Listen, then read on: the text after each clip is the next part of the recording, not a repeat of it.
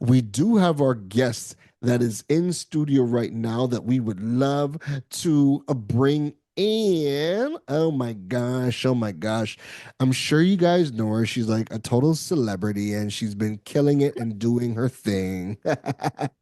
So today we have the pleasure of welcoming Miss Adanna Taylor, who is a distinguished fashion designer, an educator, and entrepreneur from right here in Trinidad and Tobago. She is the founder of Taylor M Academy. Adanna has empowered over 1,000 students since 2019, guiding them through the art of sewing and fashion design. Her academy offers meticulously curated courses for all skill levels, fostering creativity and self sufficiency within the community.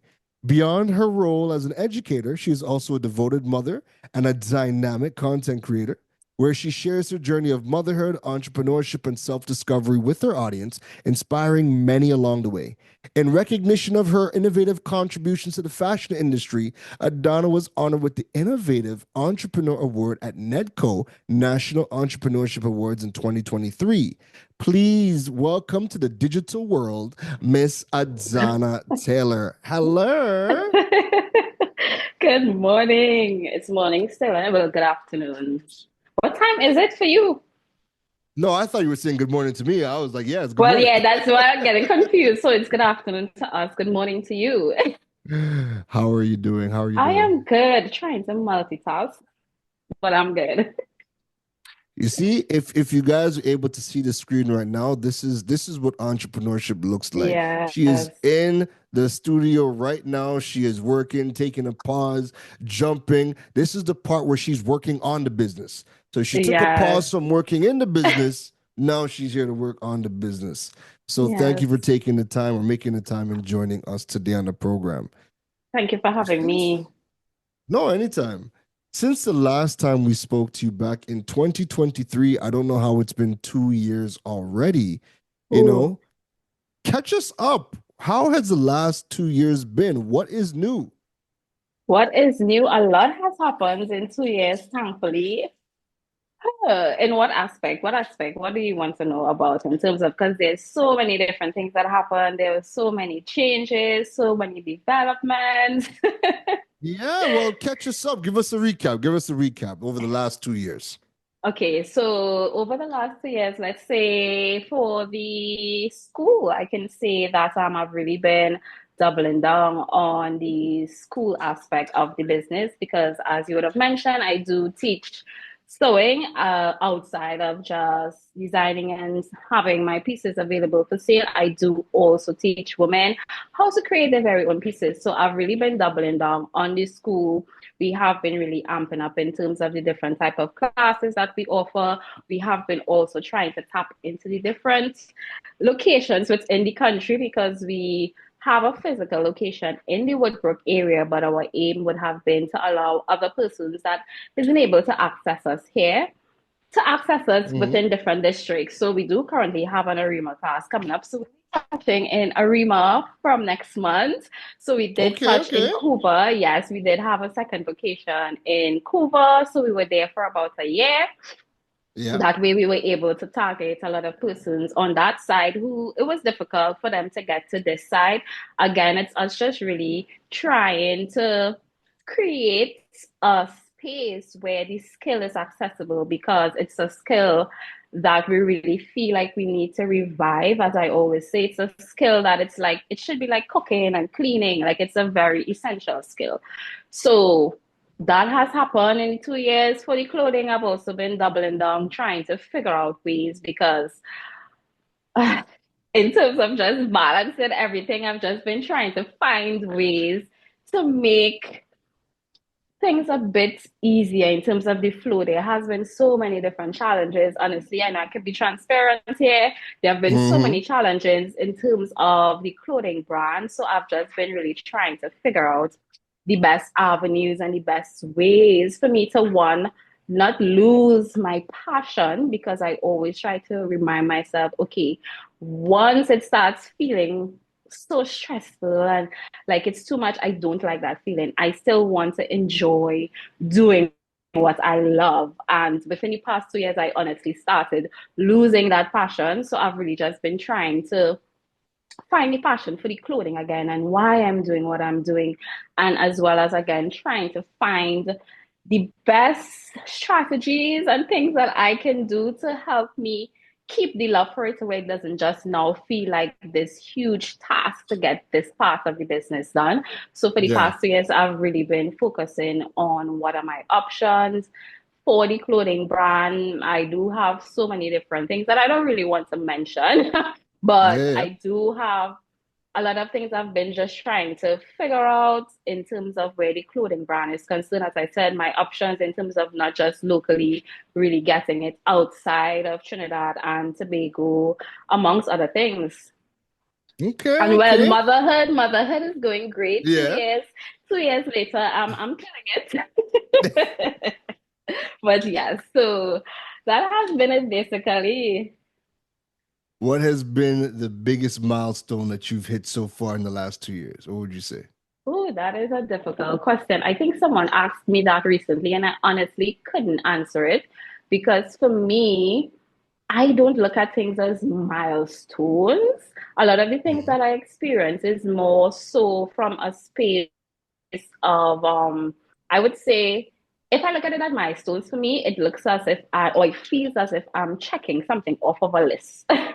So Okay. I try not to look at it from milestones, but I can say there are some things that really would have reminded me of why I am doing what I am doing. I would definitely say the launching of the new location in Cuba and the Hmm. feedback that we got when we got to there, like it really showed me that so many people really want to learn this skill. It's not just about having a business anymore. It's really about providing value and really about creating transformations in person's life because that is what the skill can do. It has done it for me, and I've really Yeah. just been trying to show others that it is a skill that literally can transform so many things. It's not just about starting a business. It doesn't have to look like my journey, but just being able to be self-sufficient enough to do these things on your own, meaning simple things as, especially for mothers like myself, we know we always have adjustments to do on school clothing. We always have Yeah. something to do on in terms of clothing. So having that skill and being self-sufficient enough is really important. So that has truly been quote unquote a milestone, the second Yeah. location. I would say what else would be a milestone? I would definitely say expanding my team. I do have, Mm. yes, it's no longer me, thank God. I do currently have two full-time employees, and then I do have a teacher that works with me. She is somewhat full-time, but Yeah. she's not fully on full-time. But I do have three members of my team now that I'm really grateful for. So that is a huge milestone. It is Yeah. definitely a challenge in itself, honestly. Having employees is a challenge in itself, but it's definitely something I'm really, really, really, really grateful for. I am really grateful for them and all that they do for the business. So I definitely have to constantly remind myself about how grateful I am to have them. What is another milestone? I would definitely say last year I did get to take some trips that I had on my bucket list, We'll China being we'll one. I was we'll able to go we'll to be ta- we'll, London. we'll we'll talk about China. Don't worry, we'll get into China. So Go ahead. yeah, that was yeah. Like taking particular trips last year was also part of my quote unquote milestone because this would have been things I had on my list. So being able to finally do it, it definitely felt like yes, okay, yes, I'm actually finally doing something for myself because it's something I really wanted to do for years. Yeah. Yeah.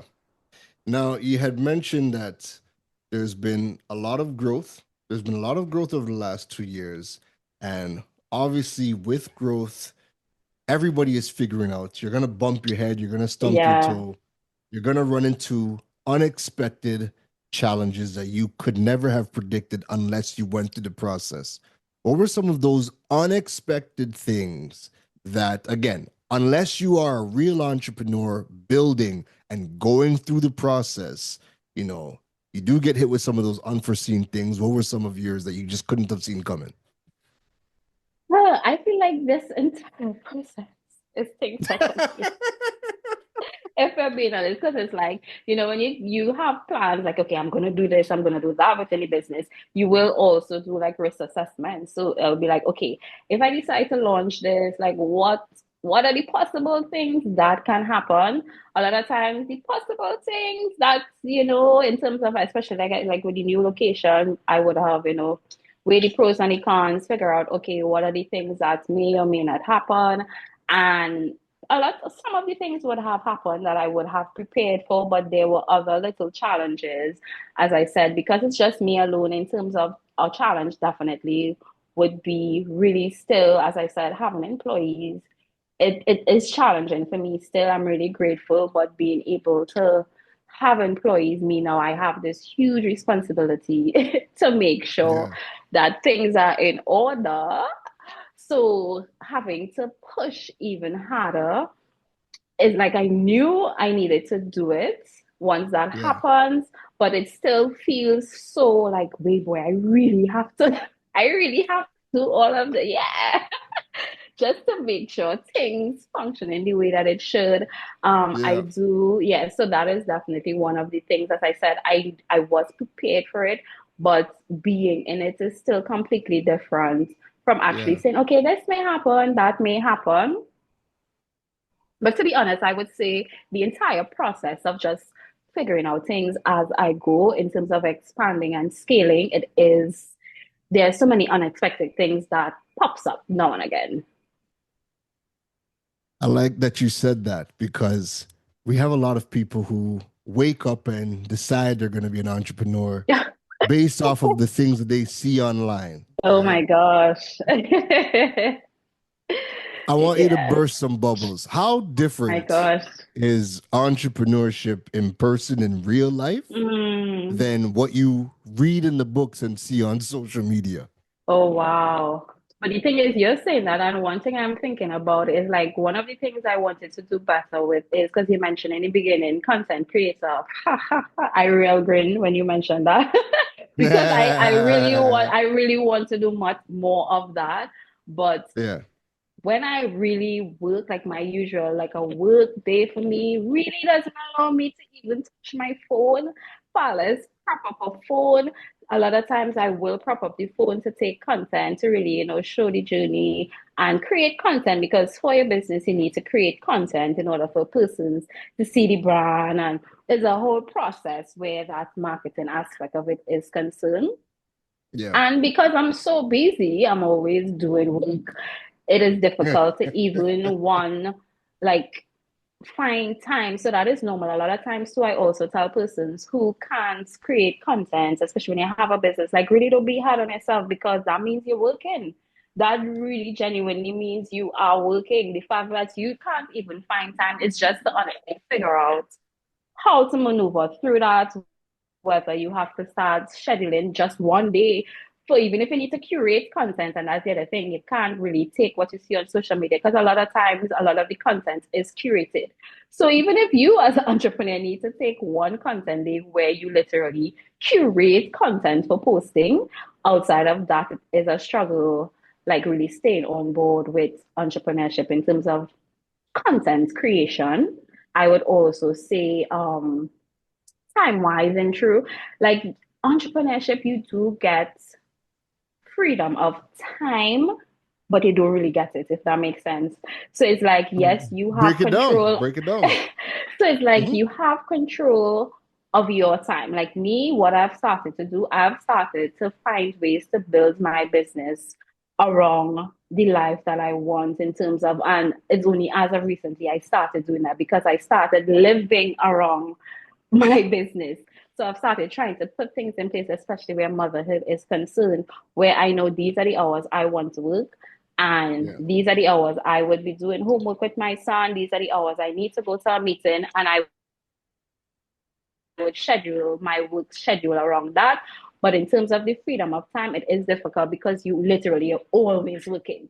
But you do have the freedom to decide when you can schedule that downtime for, but at the end of the day, you still have to keep constantly working. My hours of work is literally 24 hours.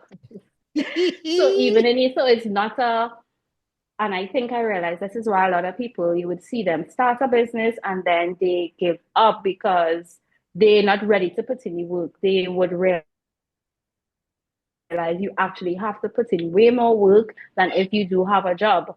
Yes, we want the freedom, but especially depending on when you're now starting, you really need to put things in place. And this is why I've also been learning to really find different avenues within the business that doesn't allow me to have to put in so much like physical time, because the Yeah. purpose of me also like that freedom that I wanted becoming a business owner, it's very easy to get consumed by constantly working as an entrepreneur. But it's also important. I don't want to take away the fact that you have to put in the work, because especially when you're now starting, you have to put in the work in terms of entrepreneurship. But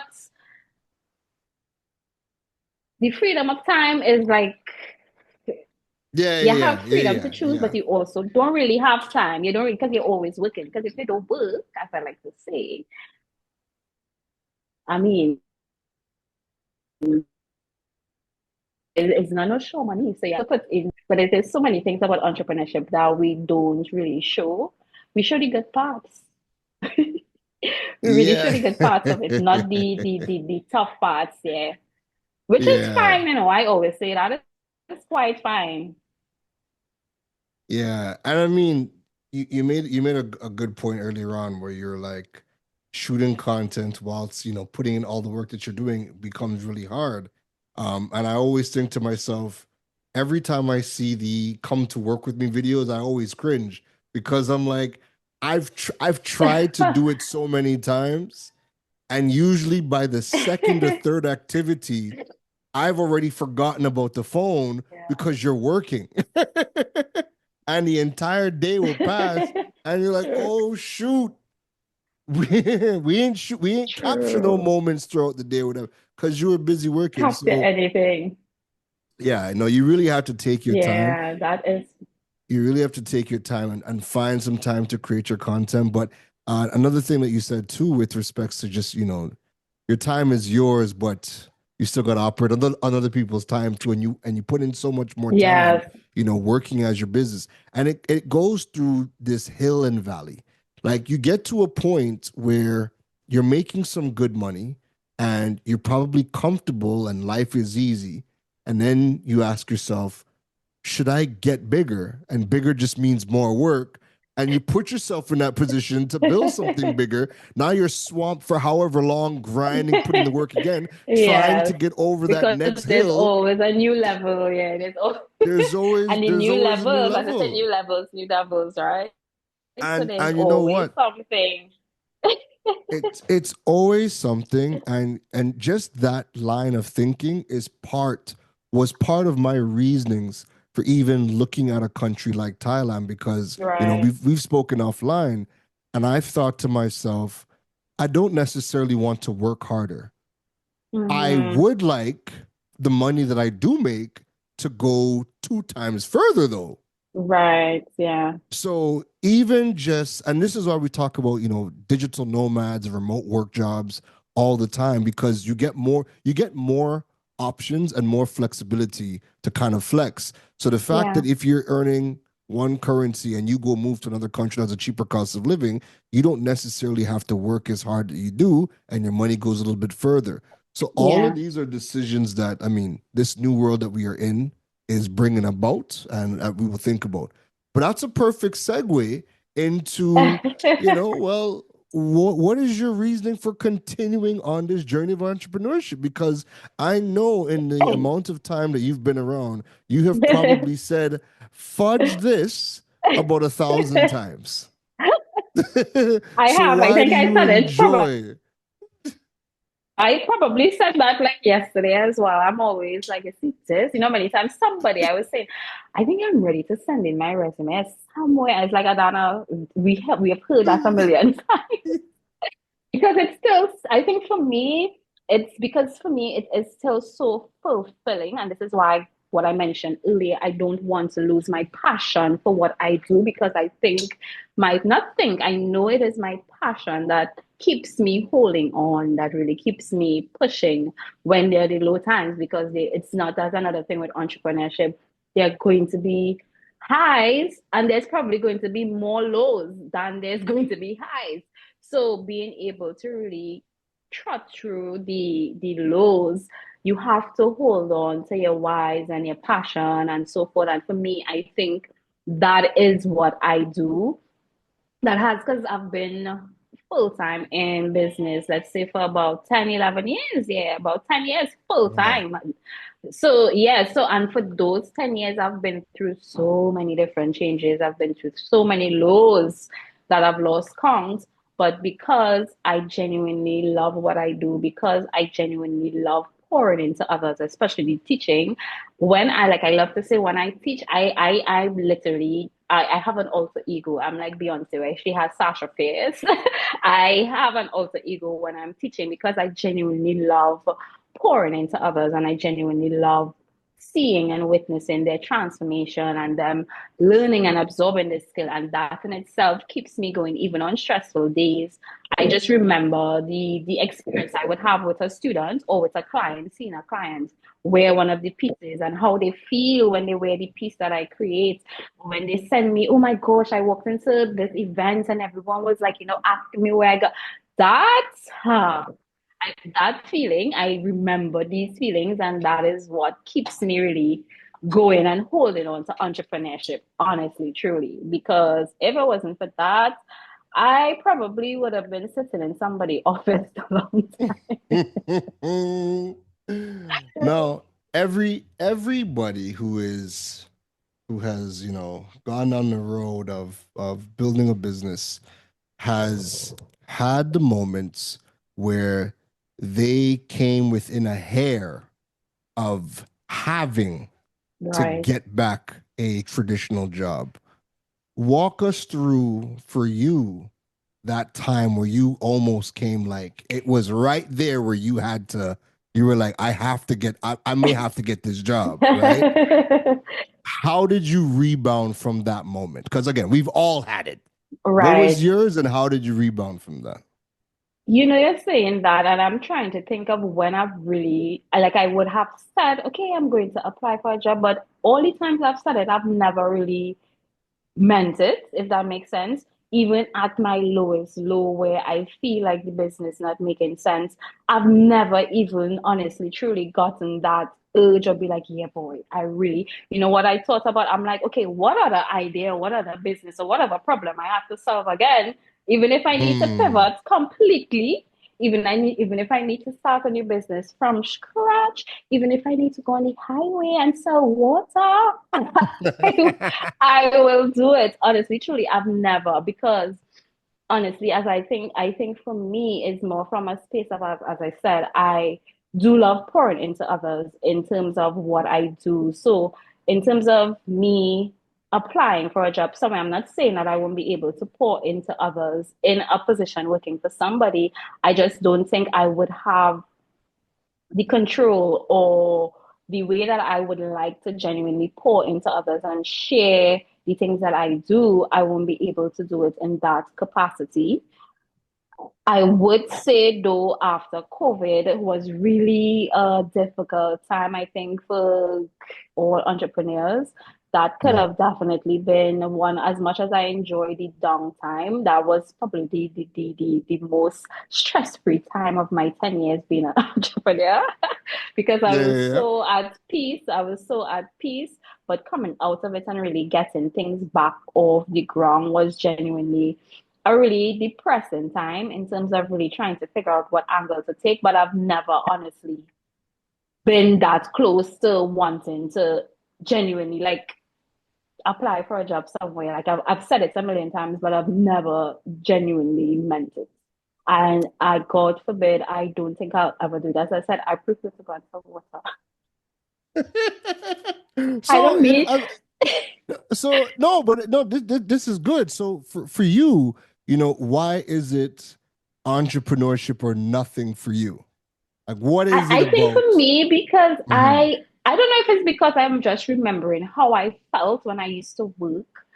When I used to, because I've worked so many different places. My last job would have been at Service Commission. Before I've worked Mickles.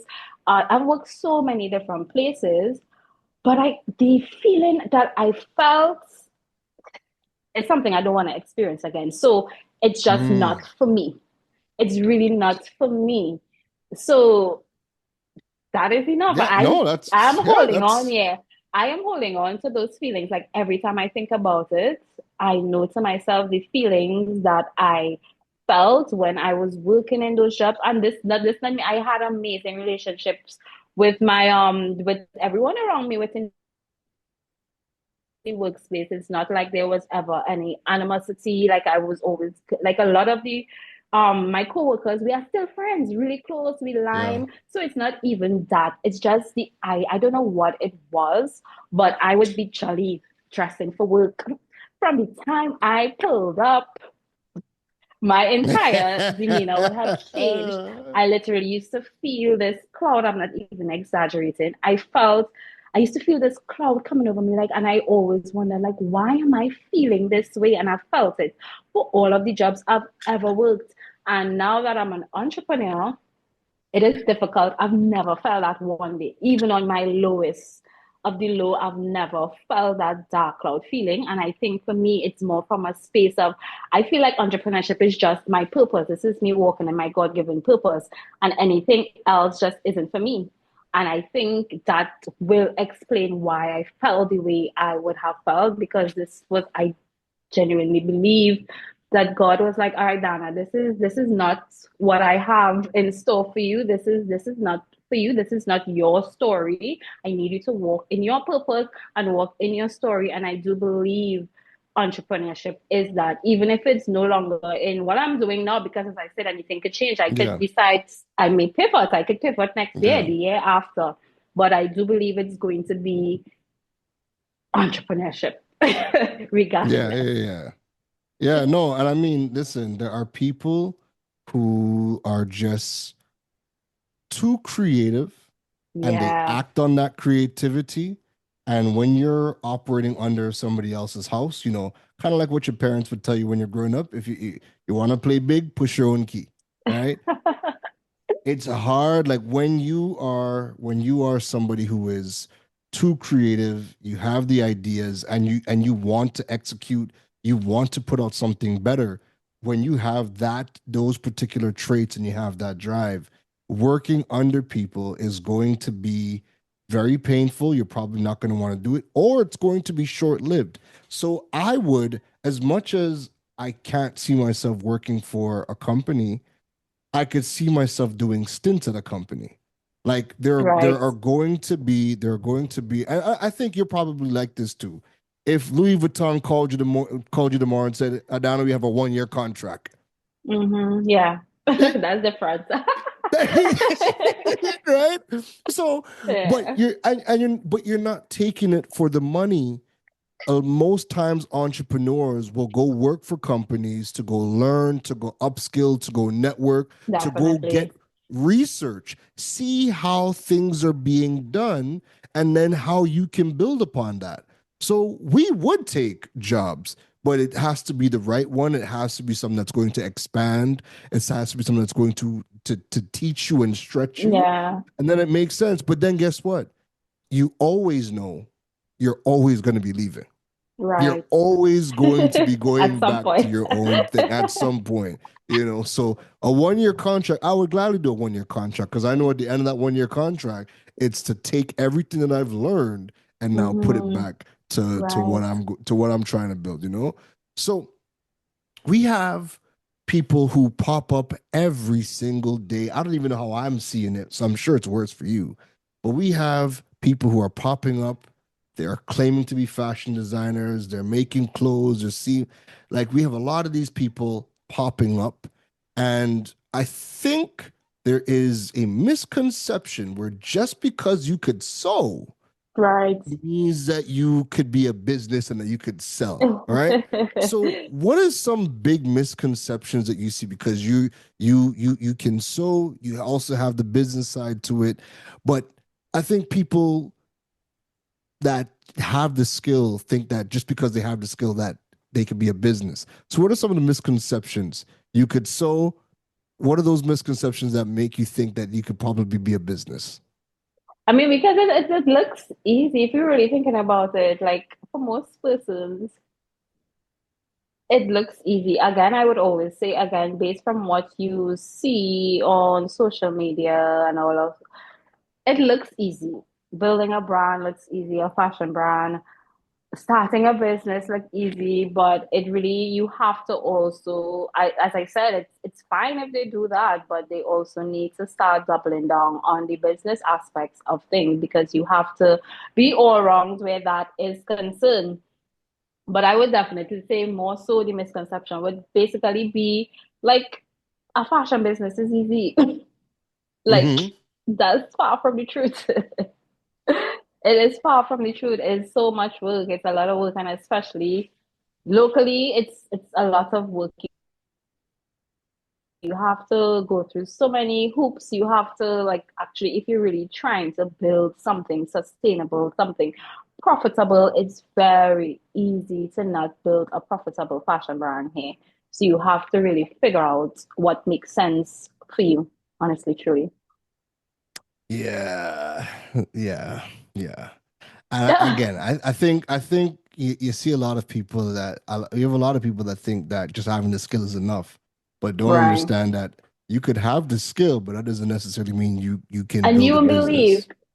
like literally just this morning, we were having that discussion there because it's carnival period, so it's busy. So they're outside, and I can't remember what we were speaking about, but the conversation came about, and I was like, "You'll never heard me saying that there are people who are super successful that not even half as talented as you are." I said because it really does not only take talent to build a business to become successful because a lot of successful people, a lot of them, that there's so many that isn't talented. So having the skill is literally a minuscule part of it. You have to also have the mindset of not just business mindset, but you have to have the mindset of being consistent, being disciplined, being able to tread waters in terms of those low times. A lot of people cannot do that and aren't ready for that.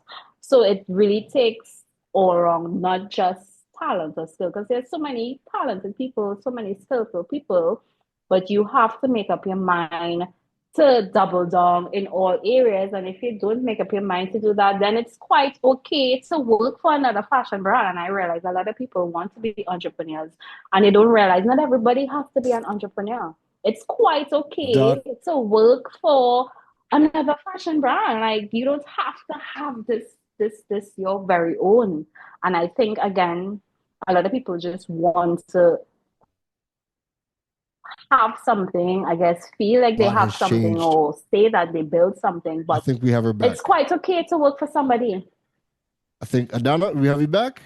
It's sticking. Okay, Yes. lovely. You're hearing Yes. me? Okay. Yes. So the last thing you were, go Right. ahead. You had froze right there. Continue the train of thought. What was the last thing? What was the last thing? The last thing was you were talking about it's okay to have the skill, but it doesn't necessarily mean you can build a business with it. You were talking about Right. what you were telling somebody just this morning. Right. Oh, that was fast. So all that I say there. You Yeah, ever it hear me? froze. Yeah, yeah, it froze. Wow. You see technology, it could really wow. Okay, let me drink some Sabotage. water. Yeah. Was a real prattle just now, eh? Right. So what I was saying is it does not just take having a skill to become successful and to build a business. It requires way more than that a lot of people aren't ready for, which is discipline. You have to be disciplined, which is consistency. You have to constantly be consistent, which is one of the biggest things, being able to go through those low moments. And a lot of people, they're not ready for that. So you cannot just be skillful. And I would also say another thing is definitely being very, I would say, which is something at the top of my list, being trustworthy, like actually doing business the proper way, like genuinely caring for your customers. As much as we know we want the money, it should not just be about the money. A lot of people get into business for the money. you have to also genuinely want to, again, I would say, serve businesses, serving, even if you are into fashion and designing and creating a clothes, you are still serving others. So outside of we want the money, yes, we need the money to live, to survive, you also have to be ready to genuinely serve and care for your customers. And a lot of people don't do that. And not outside of that. What I mentioned would have been a lot of people have these skills, and it's quite fine to not be an entrepreneur. Not everybody has to be an entrepreneur. So it's okay to work for another fashion brand, and you can now add in terms of your skills, you can add your specialties, and you can still become very successful within that fashion brand. And I think a lot of people also not okay with that. I've seen that a lot because people prefer they prefer to become an entrepreneur. They want to say that, okay, this is my brand and this is, but sometimes you have to be honest and be like, okay, like I need to understand that it's quite okay to work for someone else in that capacity. Because as I said, you could still provide so much value and still work in your purpose. But again, you have to decide what your story looks like, where would be your strengths and where would be your weaknesses. But again, you can have the skill, but you don't have all of the other things that makes up being a successful business owner. Yeah, yeah, yeah. Agreed 100%.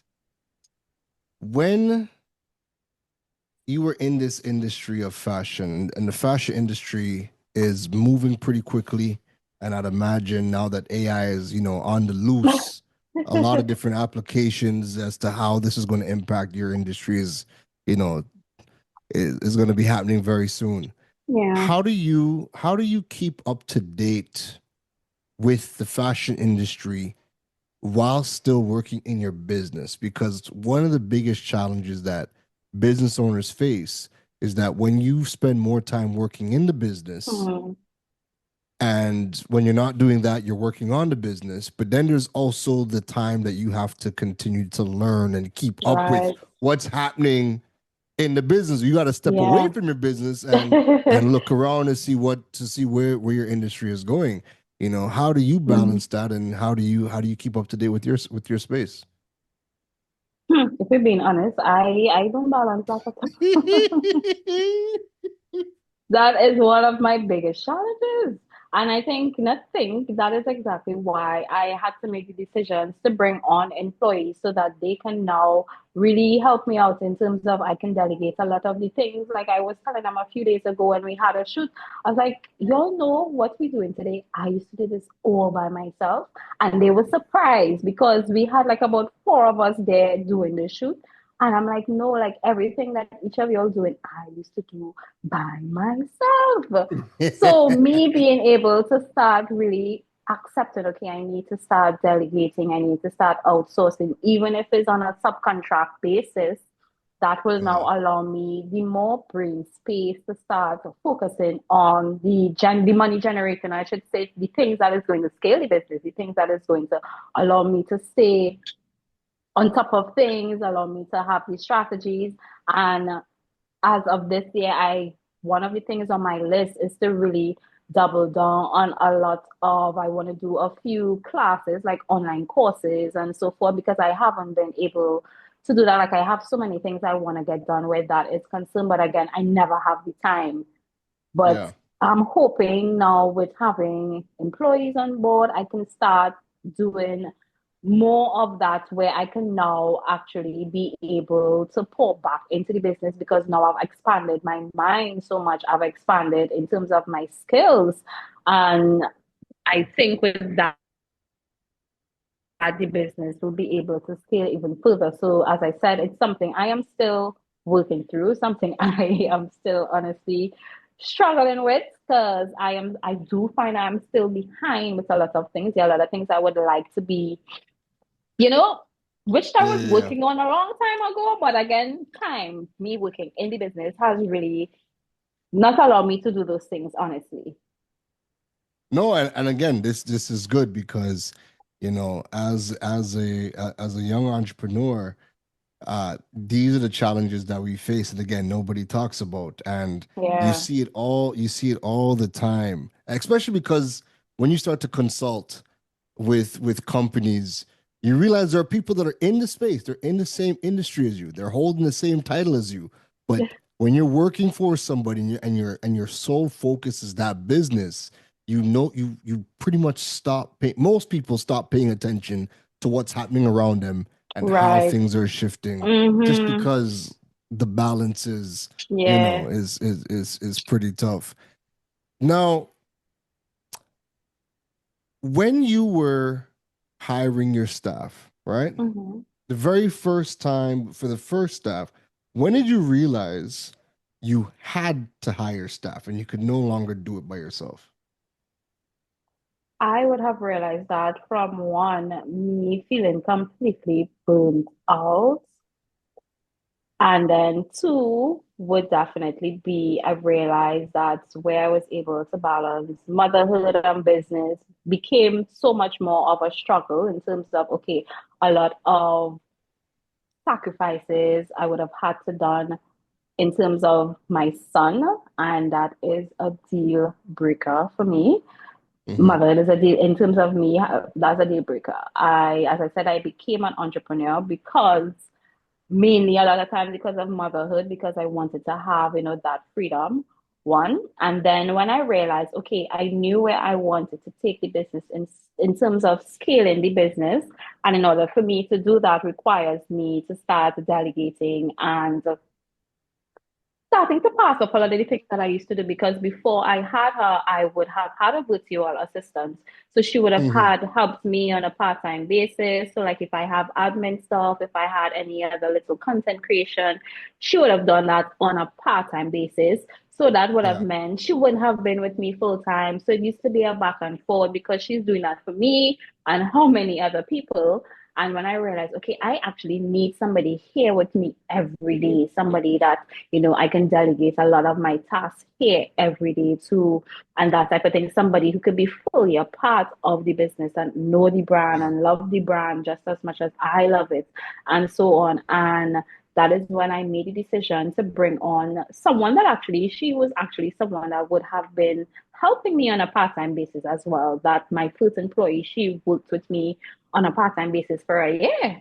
And then Yeah. I was like, okay, maybe I could bring her on full time, make the sacrifice. And honestly, people would see, oh my gosh, she have employees. Oh my gosh, the business is doing, oh my God, this and that. Like it's literally a sacrifice because as I love to say, I am one of those business owners that came from nothing, that I am one of those that humble beginnings. So I did not have a huge investor.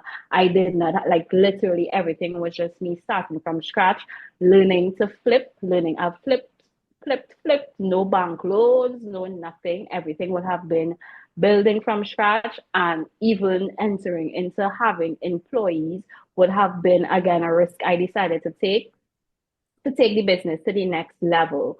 So as it was a huge risk, but I know I needed to take it so that I'm able to take my hands off of a lot of the things that I feel like someone else needs to start doing. So now I can really start using this, my brain. I can start use more of my brain and less of my physical, my hands, because a lot of sewing, like it's a lot of those things I realized I needed to hand off. I still do the sewing, I still would sew, but I tried to delegate a lot of those things so that I could more focus on the strategic aspects of it, the parts of the business that we can provide more value and so Yeah. on. Yeah. Now, obviously, AI is coming in all sorts of capacities, and it is helping everybody in every single industry. As somebody who is in the fashion business and a business owner, how has some of the AI tools been helping Mhm. you? What do you use, and how has it been helping you on your day to day? Okay, I do use honestly Chat GPT. I use that all Big the up, Chat yeah. GPT. Yeah, I do use that because for the concentration one, I use that Hmm. a lot with captions, with coming up with concepts. So that has helped me so much because after we create content, I mean, it's like I know a lot of times what I want to say and I know the concept of, the vibe I want to give. But because sometimes the brain are braining and because I'm so tired and caught up in all of the other things, I just much rather type in, okay, so I have this concept and I create it and I would access exactly what I want. And I would get all of my options for my captions and so on. Of course, I would not use copy and paste. I would rephrase it, make it, a bit more the brand and so on. That has honestly been a game changer where Yeah. content is concerned. So even when we have content days, being able to come up with scripts and so on, Yeah. we use ChatGPT for coming up with the different scripts, even content ideas. So it's like we would have a list of, okay, we want to do this, we want to do that. We have all the ideas, but in terms of okay, how we can let it flow, how we can structure these type of content, we do drop that too in ChatGPT, help us out with that. So it's like it's more of a way of the ideas we already have and the things we already have in motion. We just drop it in there. And that's probably the only one I honestly use. I've never tapped into any other options because if anybody that knows me know I'm not really a technology person. I'm not really into tech. I feel like my 8-year-old son is a bit more experienced and tech savvy than I am. So I try not to make things technical. Even like with the girls that are with me, I would try to let them know, well, y'all could dabble where need be, but y'all know me. I'm trying to complicate myself. So ChatGPT is mainly the only thing that we do. And as I said, it's more so like coming up with scripts, coming up with captions and so on. Because of technology, because of e-commerce, somebody could jump on Google, ask Google, hey, I'm going to a party tonight, to all black affair. Show me some black dresses and order a Right, dress from anywhere in the world. right, E-commerce has made the world flat, and it allows people to buy from anywhere in the world because there is so much more competition now, because you're no longer just competing with the other fashion designers. You're competing with the Sheins, you're right, competing with the Fashion Overs, and it's easily accessible. It's readily there. It's a click away. They can get their products right. at good prices, and they can get it to their clients. In good speed. How does Mm-hmm. a young fashion brand like Taylor M, what are the things that you do to stand out in a world where, like I said, commerce makes everything lightning Right, quick? People can order clothes from anywhere in the world. What right. does Taylor M do to ensure that you're different, you stand out, and you get that attention to get people to come to you? Right, so that's something I'm currently working on, which I have started. So I do have my website. I've really been trying to double down on making use of that. And even I do want to, in terms of where the website is concerned, in terms of getting persons a bit more familiar, because it's still difficult. Like, it's the culture here. I feel like it's easy for them to go on somebody else, like out of Trinidad and Tobago website, they would go on all of these other websites and order. But from the time they realize it's a local brand, it's like so difficult to get them to do that. So it's like really just trying to ensure that I also, because a lot of times when I'm doing stuff, whether it's for the school or whether it's for the clothing brand, whether it's the clothing brand or from the school, just now, I think my son's school is calling. Yeah, I no would worries.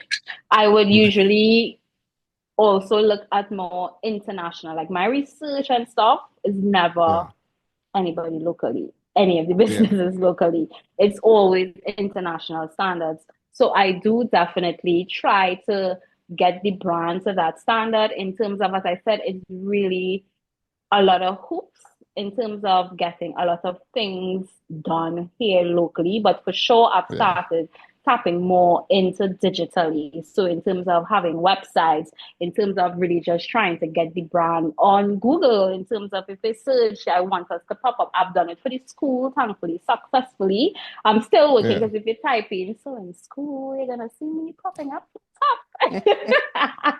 So I'm working on getting the clothing brand to that point. So that is my mission because I've honestly sort of paused on the clothing for a bit last year. But this year I'm definitely doubling down on taking the brand outside of Trinidad and Tobago and really tapping into that digital aspect of stuff. But of course, I want to continue to keep the quality of the pieces that I have, the quality of the service that I have, and because it's very important for me to still provide that custom feel because even though I'm trying to get digital and websites and all of these things, connecting with my customers on the ground is also very important to me. So just trying to find that balance is really, really a struggle, but also very at the top of the list. With all that research that you have been doing and keeping abreast as to what is happening around the world and raising your brand to that international standard, you recently jumped on a plane and traveled across the entire world. Tell us where you went, and most importantly, tell us what inspired you to make that trip and why you went. I honestly, it was one of my things on that's part of one of the things that was on my bucket list to visit China. Mainly because I have always been fascinated with the culture, one, but also I wanted to also see how I am able to, source particular things there to take the business to the next level. Because when it comes to like fabrics, when it comes to manufacturers, when it comes to all of these things, it is a struggle here. It is possible here. I'm not taking that away. But as I said, if it's very easy to have a brand without it being profitable. And I am not putting in all of this hard work to not have a profitable business, right? So just being able to really try to find what options I really wanted to see more of what there is for me and for the brand outside of not just manufacturers and fabrics, as I said, their culture, like I was, their technology, the way they do things was so different. And I know I wanted to actually see this in person, experience it in person. And when I tell you, when I got back from there, I was like, it was such a huge shift, like a huge culture shift, What were some of those things that especially really where opened your eyes? technology is concerned. What were some of those things that opened Definitely your eyes? technology, like the way Hmm. technology, I would say for sure, like being able to like the access they have with being able to make purchases and like just everywhere we go, I just needed to tap.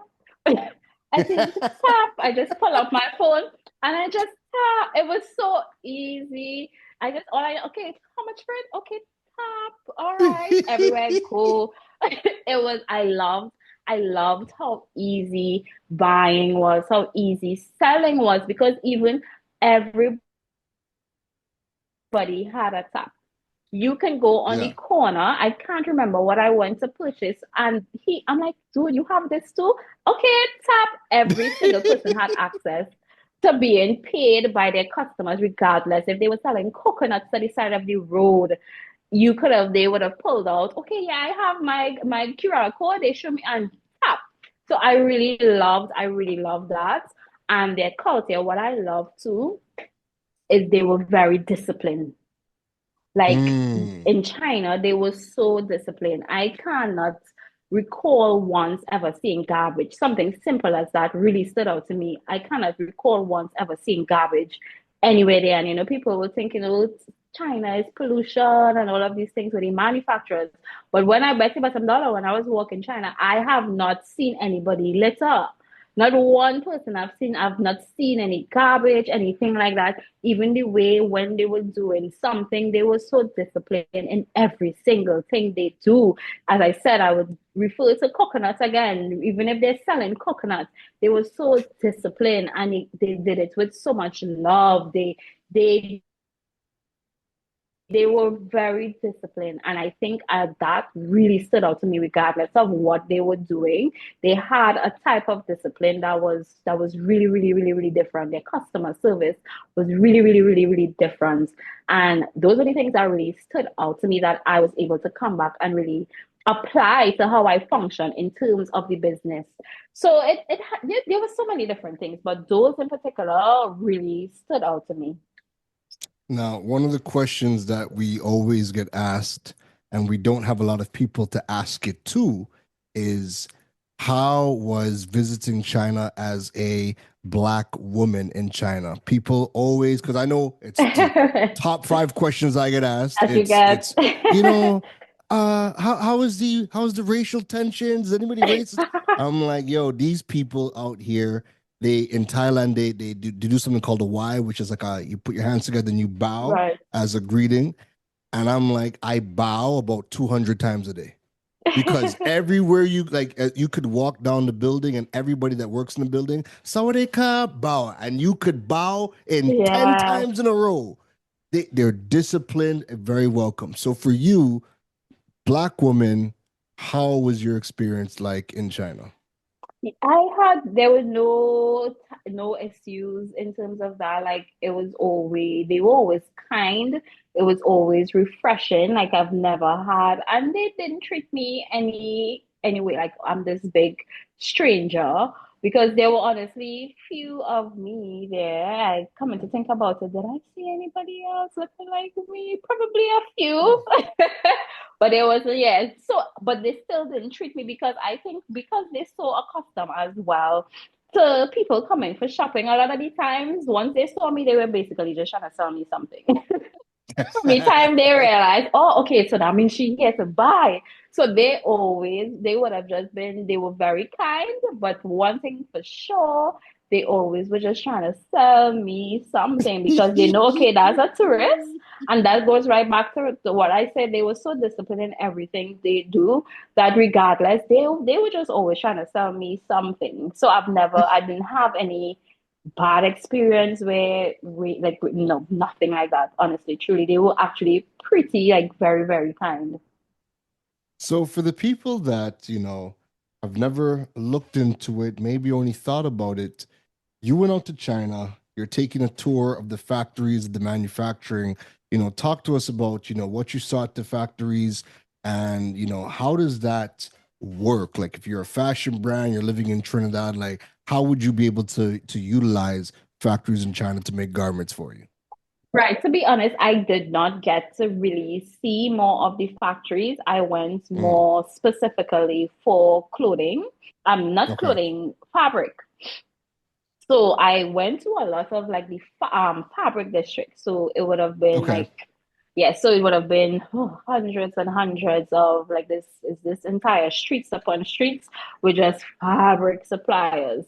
So for me, it Mm. was quite overwhelming because it's like when you go through it, like you don't know who to go, like okay, where do I go again? It was very overwhelming. But how they usually function would be more so you have to connect with them because they don't really have websites and so on. So it's something you definitely have to go and actually connect with them to actually make fruitful relationships.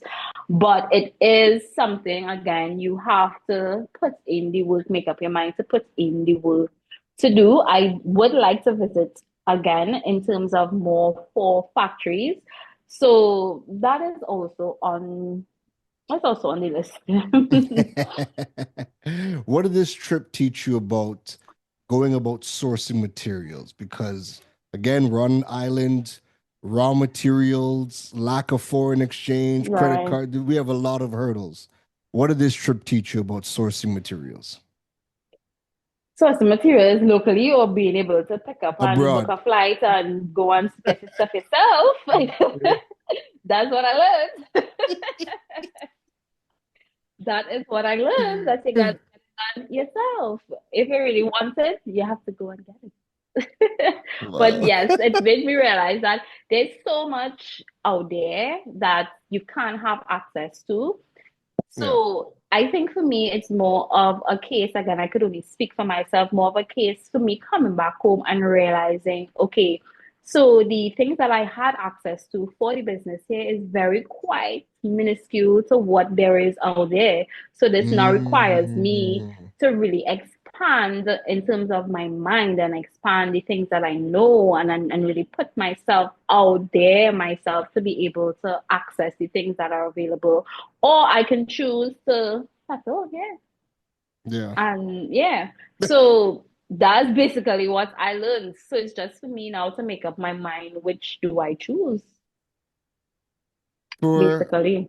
for upcoming fashion designers who might be thinking about a trip to China, what are some of the things that, as a fashion designer going to China, what are some of the things that you should be looking out for? What are some key lessons that could be learned from a trip out to China as a fashion designer? I would definitely say you need to have a plan of exactly what you're going for because it is so, as I said, overwhelming. So you Hmm. have to definitely have a plan as to exactly what you're going for so that you can definitely have more structure for your search, basically, because Yeah. it's so like I can't even begin to explain how many, like hundreds and thousands. So you have to definitely first of all know what you want, know what you're going for, and that is where you have to do your research. Like I also believe you have to do your research. Like this is one of the things that you have to do your research and do your own on, honestly. With the parents that are listening who have kids that are in fashion design, for the prospecting fashion designers that are listening in, building a business, building a fashion brand is difficult, especially when you're coming from Trinidad and Tobago. You're coming from a smaller island. We have hoops and hurdles that, other people might not necessarily have. What is your advice for those people Right. that are listening? Um, and they're coming up in the fashion space, not sure if it's making sense or whatever. What is your advice for the people that are coming up in the space right now? I would definitely say to definitely be consistent, or I would say stick to it in terms of your passion. Stick to your passion because a lot of times it does feel like it's not making sense. Sometimes it still feel like it's not making sense to me. So there's always that feeling of what I really doing. I just always question myself and be like, what are you really doing here? But you have to definitely again allow yourself to go through the process. That's honestly the only thing that is going to allow you to get to a point to really realize and make a decision that, yeah, this is something I don't want to be a part of, or yeah, this is something that I do want to be a part of. So I would definitely say continue and trust in your journey. What I have observed, which I love, is due to the classes, we have seen a lot of parents bringing their kids to the classes and really supporting that part of them. A lot of them recently finished school, and the parents are like, yeah, she loved fashion, so we wanted to get. And I'm like, and parents, I literally will shake their hands. Sometimes I want to hug them because I love parents like that, allowing their kids to tap into that side of their brain, their creative side of the brain, because a lot of times growing up, they would have really want us to, let that part of the brain die. So a lot of parents really starting to support that side of their kids, which I love. So I would definitely say for parents, definitely continue to support your child on their journey where fashion, where creativity, anything created within the creative space is concerned, really allow them to wet their feet, try many different courses, whatever, whether it's online. There's so many free online courses now that they can tap into, allow them to be a part of a, like, for example, we do have, and this is second year we're running it for interns for the carnival period. Most of our Yeah. interns would be young women and they literally just want to be a part of how the fashion industry is how a fashion brand runs for the carnival period. So they are here and they're actually witnessing and being a part of all of the chaos, the beautiful chaos that we have here. So this will now allow them to really see, okay, is this something I really want to be in? It is making a lot of them be like, oh my gosh, I love this. Like, and of Yeah. course, it have the ones that's like, oh my gosh, this really not, it's not what you're making it look like. Yeah, yeah. So really supporting, having them be a part of things that will really allow them to tap again into that creative side of them. Support that as much as possible, but it is all a journey, and you have to allow yourself to go through that journey to be able to really figure out, okay, where you would like this journey to take you next. Where can the Digital World family find you online? So I am on Instagram, I am on Facebook, Adanna Taylor, my personal page, Taylor M Limited, the clothing brand, Taylor M Academy, the sewing school. You can find us literally anywhere on social media, on all of the social media platforms. You could find us on Google, and we are located in Woodbrook. Hey, Donna, thank you for taking time out of your extremely busy day to come on and share your nuggets, share your experiences. I'm sure people were able to take some things away from this that they could go ahead and implement. Thank you for taking the time and joining us on the Digital World Thanks for on having Freedom me. 106.5. No Thank problem. you. Look Have forward a to good catching up with you morning. again. Yes. Take care. Take Bye. care. Yeah. Ladies and gentlemen, that was Miss Adanna Taylor from Taylor M Academy. We are going to take a break. I got some water to drink. Davey has to push a button for us to pay some bills. We'll be back with more Digital World after this.